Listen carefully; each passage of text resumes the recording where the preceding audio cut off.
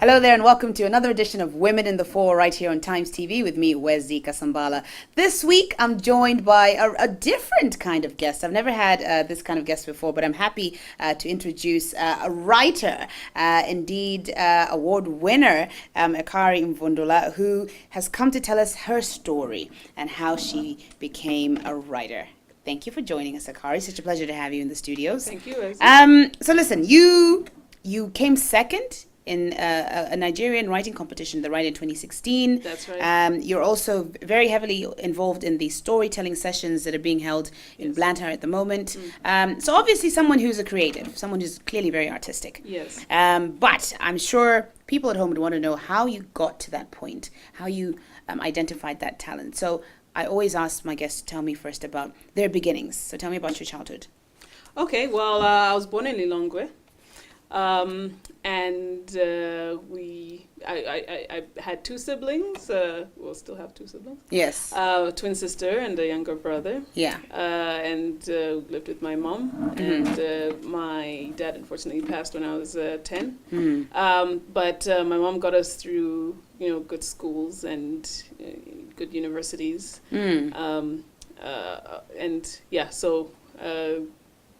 We went to Bishop Mackenzie and then Kamuzu Academy. So it's safe to say you had a relatively privileged background, yeah? I can't complain. Okay.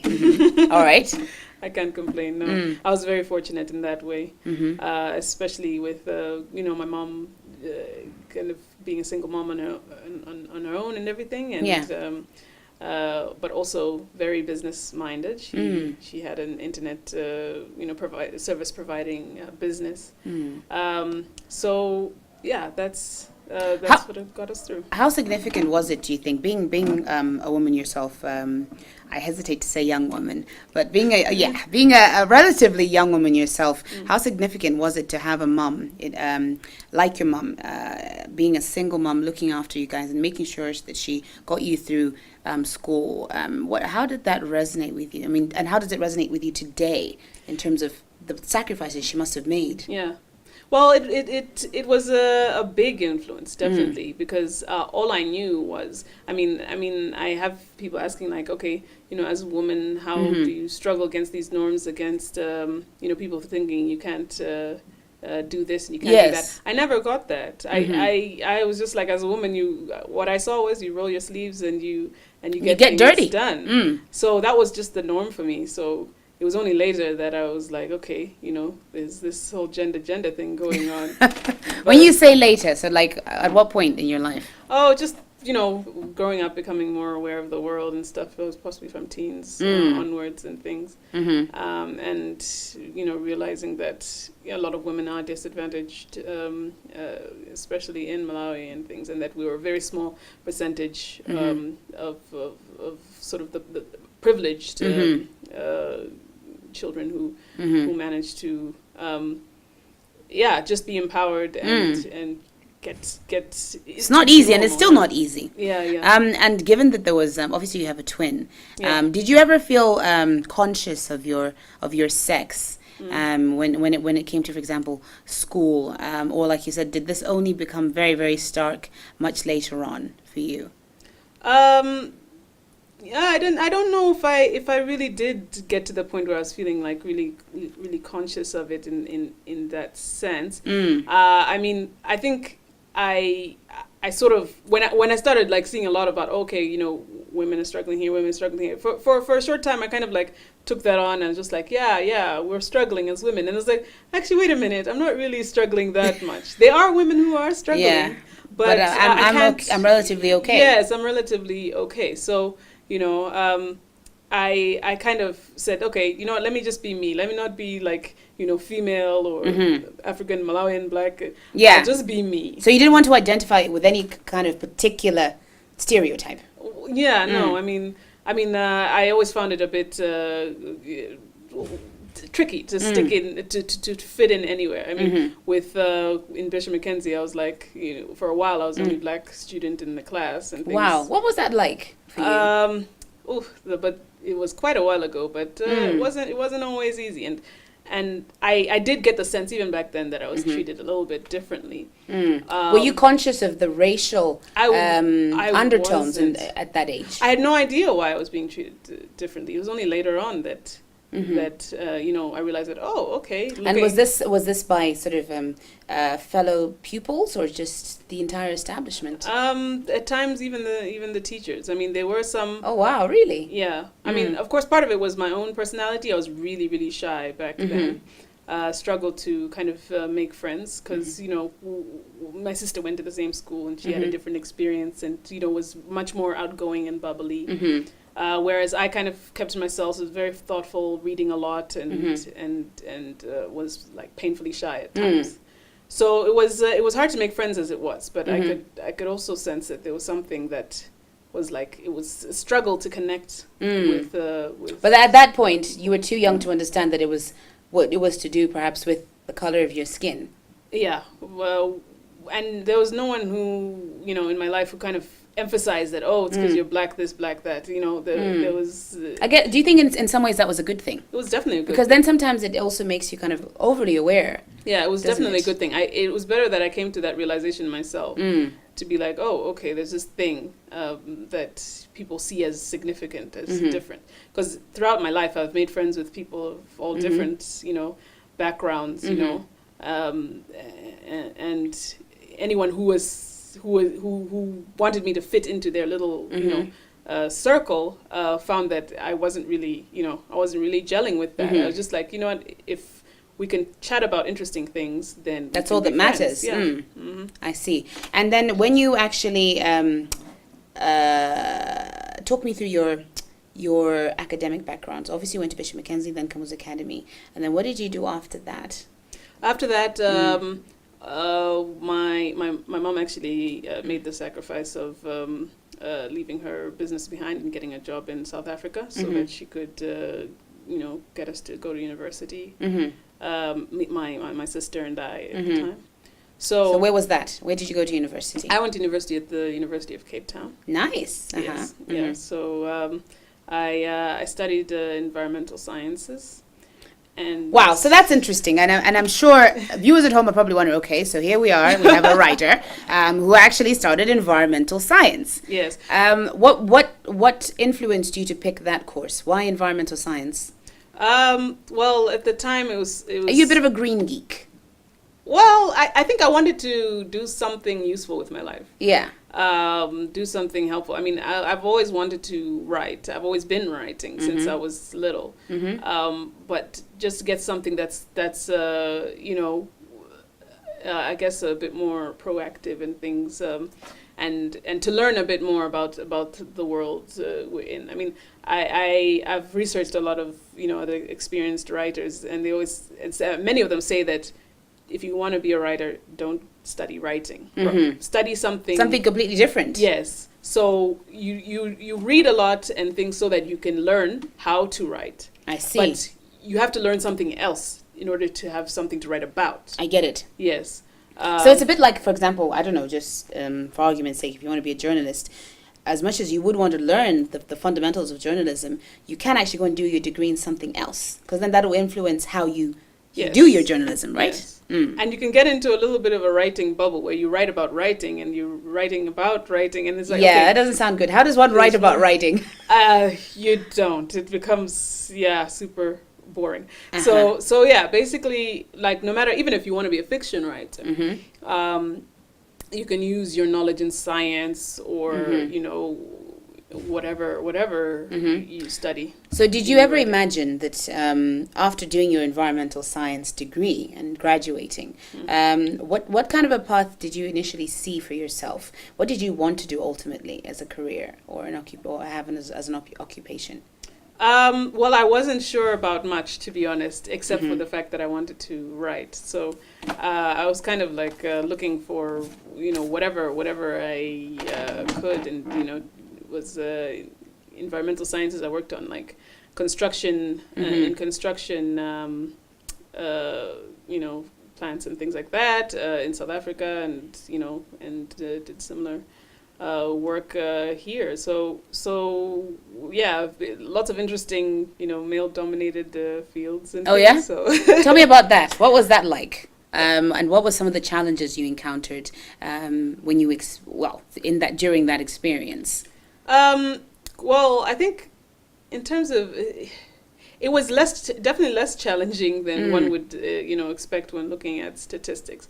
I believe most of the time I was when I was consulting in South Africa, I was respected as for my position more than the fact that I was female. I think it was only one time that someone in the field tried to like Remind you that you were a woman. Yeah, or like hit on me or make a pass at me and something like that. But for the most part, I had no issues. I believe so.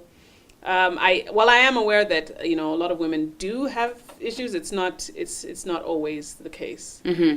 So in your experience, you never necessarily experienced any kind of gender-based prejudice, whether it was at university or anything like that in your time. Not that I was aware of. Not that I was aware of. I mean, even in university, while I was studying, I did extracurricular like drama, theater. I wrote plays, I acted in them. Went in competitions, got nominated.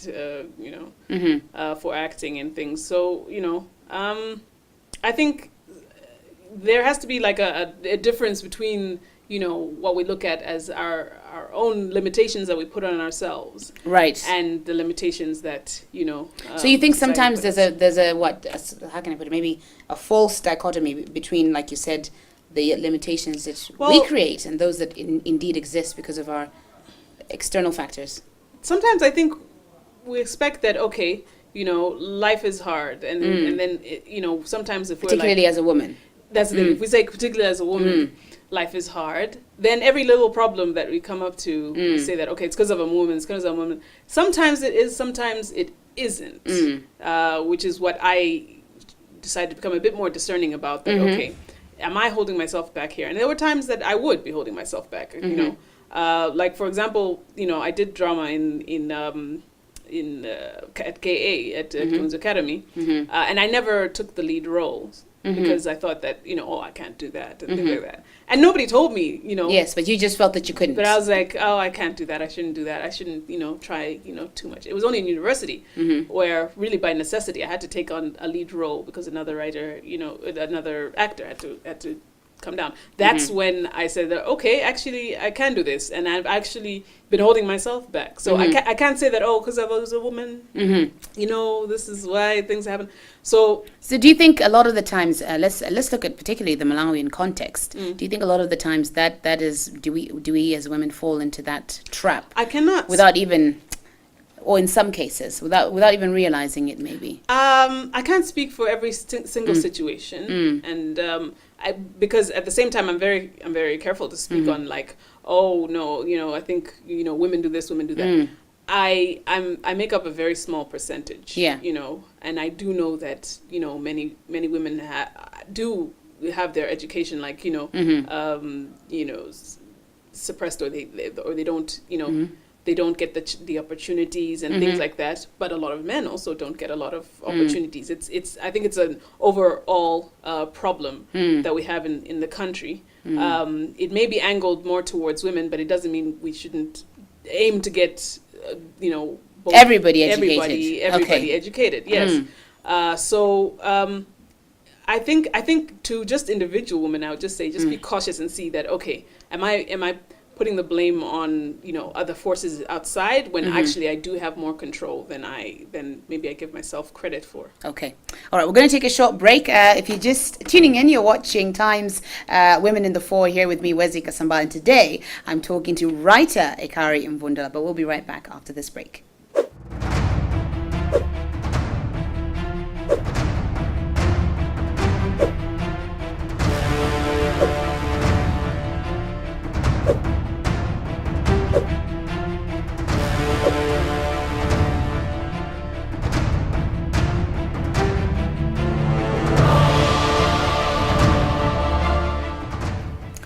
Welcome back to another week's edition of Women in the Fore. I'm Wenzi Kasambala. Today I'm talking to Ekari Mbvundula, and who is a writer, and we're talking about her childhood, her background, and how she kind of got into writing. In fact, that's exactly what we want to do now. Specifically, I want you to now tell me how you got into writing. So you did your degree, your university degree in environmental science. Mm-hmm. What happened after that? How did you end up realizing, you know what, I actually want to write?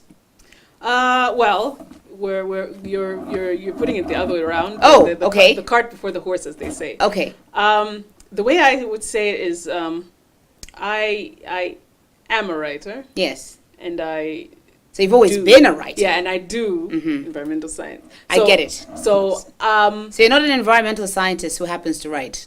Yeah, I'm a writer who happens to do environmental science.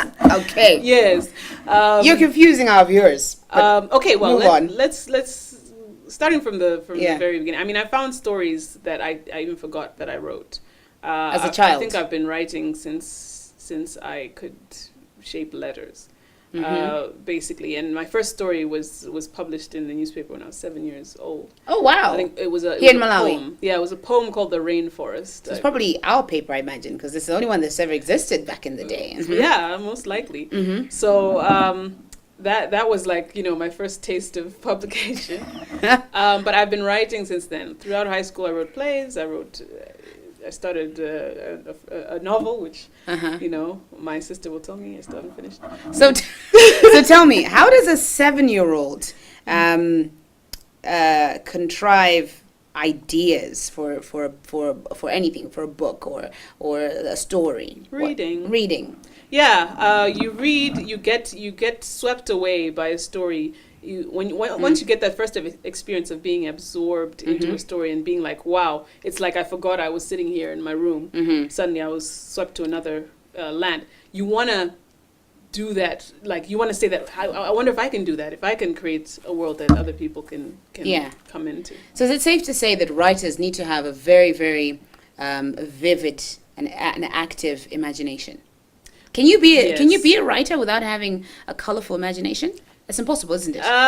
You can, but I don't know if a lot of people will read your work. But you definitely have to. Because it would be very mundane, wouldn't it? Yeah. Or you can be a historian, or some in a nonfiction genre, which there's nothing wrong with that. But if you're going to be a fiction writer, you have to stretch those imagination muscles. And you write fiction. I do, yes. Okay. So at 7, what were you writing about? Oh, I don't know, like just a lot of the stuff was adapted from what the exercises they'd give us, which is like, how did the leopard get its spots, and you have to write your own version of that, and things like that. Golly, I barely remember what I wrote when I was 7. I mean, when I was 14, I was writing like. Did you write little love stories and things like that, or did you write completely different material? I was into fantasy, actually. I wasn't really into romance, reading or writing. So I wrote a lot about people having powers and things like the X-Men and the whatnot. I like that. So yeah, and then somewhere someone said that, oh, there's no such thing as Malawian science fiction. I was like, oh, okay, I'll show you. So you did it. Yeah. So like all my short stories, I've got about 20 short stories now, and most of them are about something fantastical or mystical or something mythical. Okay. Yeah.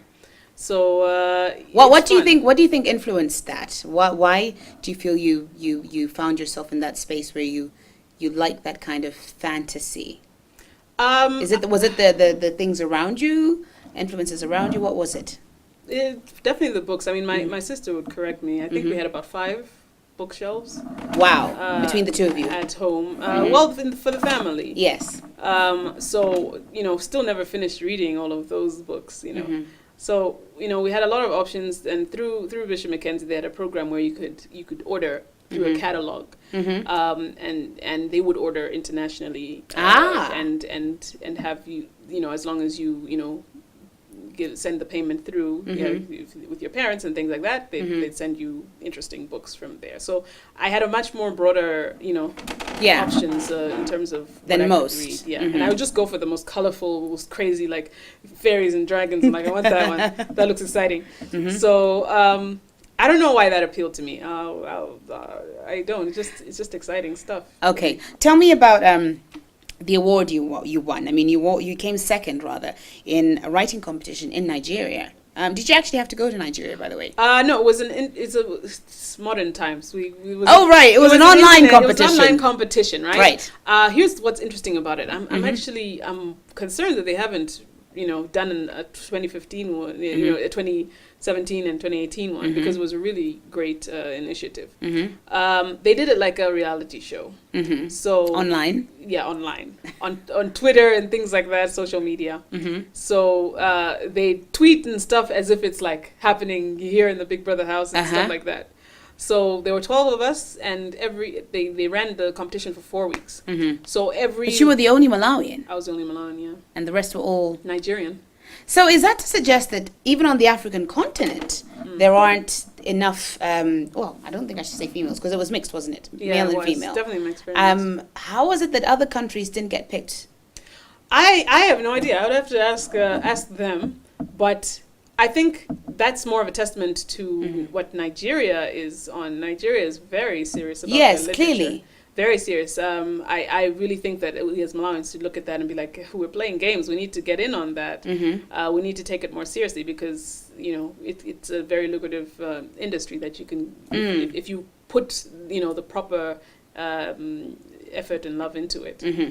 So, yeah, that for me is more like they're doing a lot and we should take them as an example. To be like, they can just produce like 11 good writers. So what did you write? What were you asked to write in order to... We're asked to write something called flash fiction, which is shorter than a short story. So it's like a one-page story. Right. Yeah. So it's gone in flash, basically. Flash fiction, yeah. So from that, they would judge whether or not, they would take you into the competition. Did you ever imagine you would have come second to 10 other Nigerians or 11 others? I don't know if I had time to imagine that, because how it goes is like 1 week before they tell you this is the topic you're going to write on. You have 1 week to write a short story, right? And then you submit that, and then the next week you have to write another short story. It's the most intense thing I've ever done. Wow. Yeah.